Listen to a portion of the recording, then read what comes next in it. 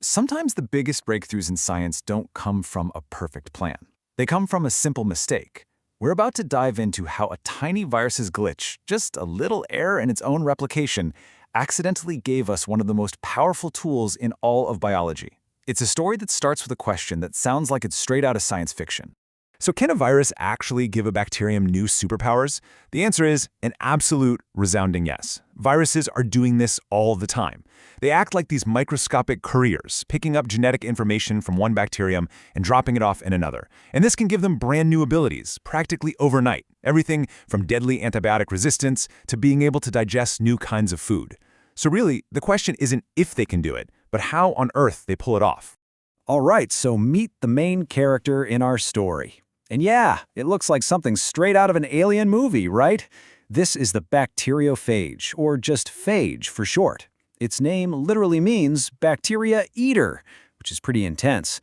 And its entire life is dedicated to one thing, infecting bacteria. But as we're about to see, phages don't just destroy their targets. Sometimes they end up changing them forever. Now, to really get what the phage is doing, you first have to understand that bacteria are constantly sharing their genetic secrets. It's like a massive, planet-wide social network for genes. We call it horizontal gene transfer, and it's the main reason they can adapt and evolve so incredibly fast. So, bacteria have three main ways of swapping this info.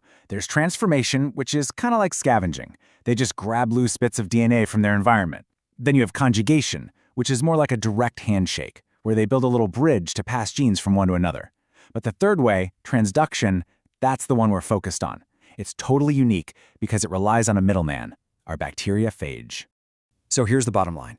Transduction is what happens when a virus acts like a tiny ferry, moving a piece of DNA from a donor bacterium over to a recipient. This is a huge deal for evolution. It's responsible for spreading all kinds of traits through entire populations. But this powerful process always starts with a viral invasion. Okay, so let's zoom in on our little viral postman. How is this tiny machine so unbelievably good at its job? Well, the secret is all in the design. It is perfectly engineered for one single purpose: hijacking. I mean, just look at this thing. The phage is an absolute masterpiece of molecular engineering. Its head, that's the vault, protecting the viral DNA, the malicious code. The sheath acts like a powerful spring-loaded syringe. And those tail fibers? They're like the landing gear, feeling around the surface of a bacterium for just the right spot to lock on before they inject. So once it's locked on, a virus has one goal: make more of itself. But here's the catch: it can't do it alone. It has to inject its own genetic instructions and completely take over the host cell. The bacterium's normal life grinds to a halt as all its machinery is forced to stop what it's doing and start building hundreds of new viruses. The cell literally becomes a zombie factory. But here's where it gets interesting. Not all phages use the same battle plan. Once their DNA is inside the bacterium, they follow one of two totally different strategies. You can think of it as the difference between a lightning-fast, all-out assault and a deep-cover, sleeper agent mission. First, you've got the lytic cycle. This is the fast and furious approach. Get in, make as many copies as possible, and then burst the cell open to release the new army. Quick and dirty. In total contrast, the lysogenic cycle is a long-term stealth operation. The virus actually hides its DNA inside the bacterium's own chromosome, just lying low and waiting for the right moment to activate. So let's walk through that brute force attack.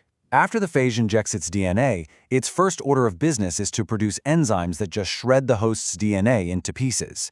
This gets rid of any competition. Then, it hijacks all the cell's machinery to start building viral proteins and copying the viral genome. All these new parts then self-assemble into new phages. And for the grand finale, the virus makes an enzyme that dissolves the cell wall from the inside out, causing the whole thing to burst. The whole process is just ruthlessly efficient.